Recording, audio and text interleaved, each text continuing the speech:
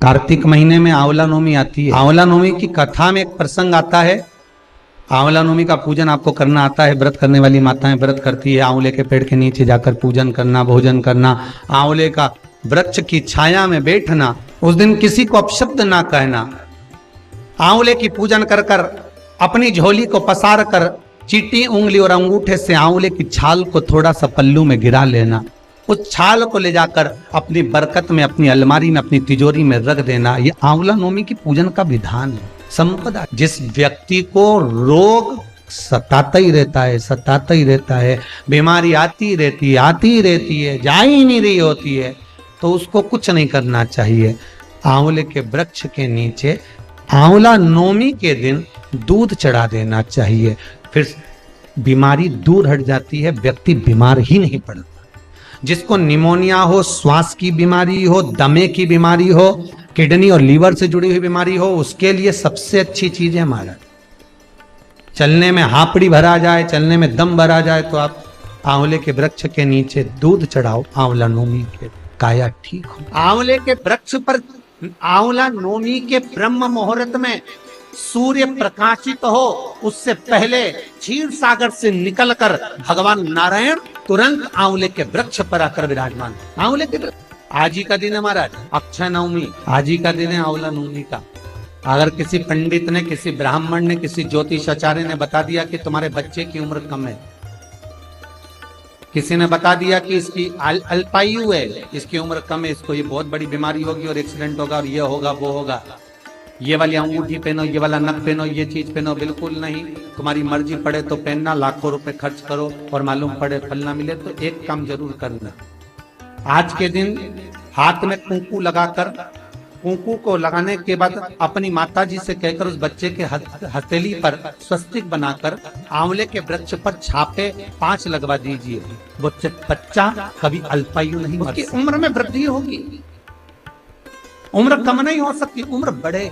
सौभाग्यवती माताएं आज आंवले के पेड़ के नीचे पूजन क्यों करती है? सौभाग्यवती माताएं आज आंवले के पेड़ के नीचे फल का दान क्यों करती है? सौभाग्यवती माताएं आज ब्राह्मण को भोजन आंवले के वृक्ष के नीचे क्यों कराती है? सौभाग्यवती माताएं आज आंवले के पेड़ के नीचे बैठकर भोजन क्यों करती है? अखंड सौभाग्यता के लिए कि आज मैंने अगर एक बिंदी भी दी है, अगर आज मैंने मेहंदी भी दी है, आज मैंने जरा सा कुंकू का भी दान आंवले के वृक्ष के नीचे करा है, तो उसका फल मुझे हजारों गुना मिलना चाहिए। मेरा सौभाग्य अमर होना चाहिए, अजर होना। विष्णु पुराण कहती है, स्कंद पुराण कहती है, मान लो कोई आंवले का पेड़ आपने लगाया, बहुत बड़ा हो गया, उसमें फल नहीं लग रहा है, वो फलित नहीं हो रहा, बहुत बड़ा हो गया, उसमें एक फल नहीं लगा, तो किसी पवित्र नदी का, गंगा, यमुना, सरयू, नर्मदा, क्षिप्रा, मंदाकिनी, गोदावरी, किसी पवित्र नदी का जल आपके पास में हो, तो आज आंवला नवमी के दिन जो फल नहीं रहा हो, वृक्ष जिसके अंदर आंवले ना लगते हो, आंवले का वृक्ष बहुत बड़ा हो गया, फलित नहीं हो रहा, आज ही के दिन एक कटोरी में जल लेकर नारायण नारायण और शिव का स्मरण कर कर उस पेड़ के नीचे डाल दिया जाता है, तो वो पेड़ जो है, वृक्ष जो है, वो फलने लगता है, उसमें फल लगना चाहिए। और इतने फल लगते हैं कि आपको आश्चर्य होगा कि इसमें फल ही नहीं लगते, तो इतने फल कहां से?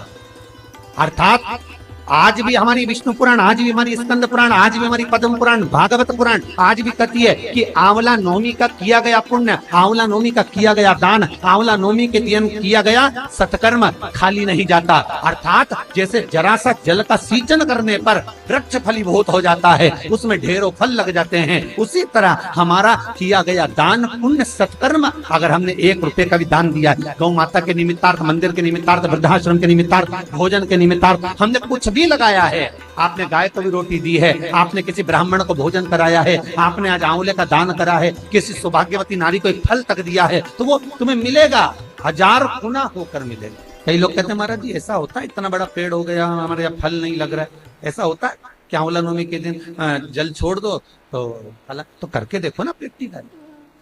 ना महाराज कहीं जा रहा है, ना आंवले का पेड़ कहीं जा रहा है, ना तुम कहीं जा रहे, करो। पर विष और आस, जम के बोलो, विश्वास, विष को त्याग कर आस पकड़ कर रखो, हो जाएगा। पंचांग के अंतर्गत 2 तिथियां ऐसी होती है जिसमें जो दान पुण्य सत्कर्म भजन कीर्तन स्मरण किया जाता है वो कभी समाप्त नहीं है। एक है अक्षय तृतीया आखा तीज और दूसरी है अक्षय नवमी आंवला नवमी। ये 2 तिथि ऐसी हैं कि इन तिथियों में किया गया पुण्य, इन तिथियों में किया गया दान, इन तिथियों में किया गया सत्कर्म जीव का कभी समाप्त नहीं होता, वो अजर और अमर। कथा में पहले भी कहा कार्तिक मातम में कि आज ही के दिन भगवान नारायण आंवले के वृक्ष के ऊपर नयन बंद कर कर बैठे और 33 कोटि देवता उनको जगाने के लिए, 33 कोटि देवता उनको रिझाने के लिए सामने आकर निवेदन करते, विनती करते, नित्य प्रति प्रार्थना करना, निवेदन करना। कार्तिक का एक महीना ऐसा है जिसके अंतर्गत ब्रह्म मुहूर्त में सूर्य की किरणें प्रकाशित हो उससे पहले कार्तिक का स्नान हो जाए। सूर्य की किरणें पड़े उससे पहले कार्तिक स्नान करने वाले को कार्तिक स्नान कर लेना चाहिए। आइए भक्तों, आज सुनते हैं आंवला नवमी की कथा। राजा आमले की यह विशेष कथा आंवला नवमी के दिन जरूर सुने। सुनने मात्र से कभी भी धन की कमी नहीं होगी।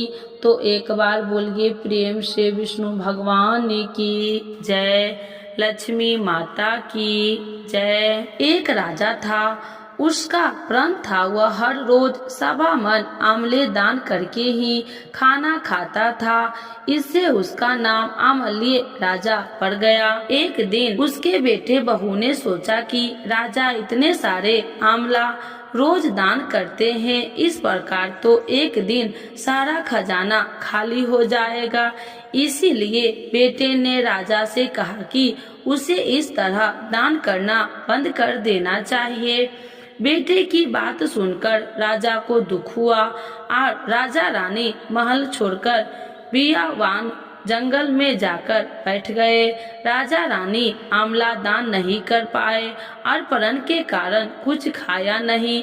जब भूखे प्यासे 7 दिन हो गए तब भगवान ने सोचा कि यदि मैंने इसका प्रण नहीं रखा और इसका सत नहीं रखा तो विश्वास चला जाएगा। इसीलिए भगवान ने जंगल में ही महल राज्य और बाग बगीचे सब बना दिए और ढेरों आंवले के पेड़ लगा दिए। सुबह राजा रानी उठे तो राजा रानी से कहने लगे, रानी देख, कहते हैं सत मत छोड़े शुरवा सत छोड़िया, पत जाए सत की छोरी लक्ष्मी फिर मिलेगी आए। आओ नहा धोकर आंवले दान करे और भोजन करे। राजा रानी ने आंवला दान करके खाना खाया और सुखी सुखी जंगल में रहने लगे। उधर आंवला देवता का अपमान करने व माता पिता से बुरा व्यवहार करने के कारण बहू बेटे के बुरे दिन आ गए। राज्य दुश्मन ने छीन लिया। दाने दाने को मोहताज हो गए और काम ढूंढने हुए अपने पिताजी के राज्य में आ पहुँचे। उनके हालत इतने बिगड़े हुए थे कि पिता ने उन्हें बिना पहचाने हुए काम पर रख लिया। बेटे बहू सोच भी नहीं सकते कि उनके माता पिता इतने बड़े राज्य के मालिक भी हो सकते हैं। सो उन्होंने भी अपने माता पिता को नहीं पहचाना। एक दिन बहू ने सास के बाल गूंथने समय उनकी पीठ पर मासा देखा। उसे यह सोचकर रोना आने लगा कि ऐसा मासा मेरी सास के भी था। हमने यह सोचकर उन्हें आंवले दान करने से रोका था कि हमारा धन नष्ट हो जाएगा। आज वे लोग न जाने कहाँ होंगे। यह सोचकर बहू को रोना आने लगा और आंसू टपक टपक कर सास की पीठ पर गिरने लगे। रानी ने तुरंत पलटकर देखा और पूछा कि तू क्यों रो रही है। उसने बताया, आपकी पीठ जैसा मासा मेरी सास की पीठ पर भी था। हमने उन्हें आंवले दान करने से मना कर दिया था, इसीलिए वे घर छोड़कर कहीं चले गए। तब रानी ने उन्हें पहचान लिया, सारा हाल पूछा और अपना हाल बताया। अपने बेटे बहू को समझाया कि दान करने से धन कम नहीं होता बल्कि बढ़ता है। बेटे बहू भी अब सुख से राजा रानी के साथ रहने लगे।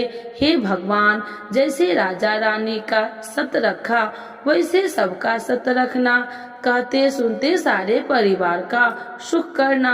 तो एक बार बोलिए प्रेम से विष्णु भगवान की जय, लक्ष्मी माता की जय। आइए भक्तों, आज सुनते हैं अमला नवमी की पौराणिक एवं प्रमाणित कथा। तो एक बार बोलिए प्रेम से विष्णु भगवान की जय, लक्ष्मी माता की जय। कार्तिक मास के शुक्ल पक्ष की नवमी के दिन अमला नवमी मनाई जाती है। इसे अक्षय नवमी भी कहा जाता है, क्योंकि इस दिन किया गया कोई भी शुभ कार्य अक्षय फल देने वाला होता है, अर्थात उसके शुभ फल में कभी कमी नहीं होती। हमारे आयुर्वेद में अमला को आयु और आरोग्य वर्धक कहा गया है। इस दिन आंवला के वृक्ष की पूजा करके उसके नीचे बैठकर भोजन करने का बड़ा महत्व है। माना गया है कि इससे वर्ष आयु आरोग्य बना रहता है। इस दिन आंवला के फल का सेवन किया जाता है।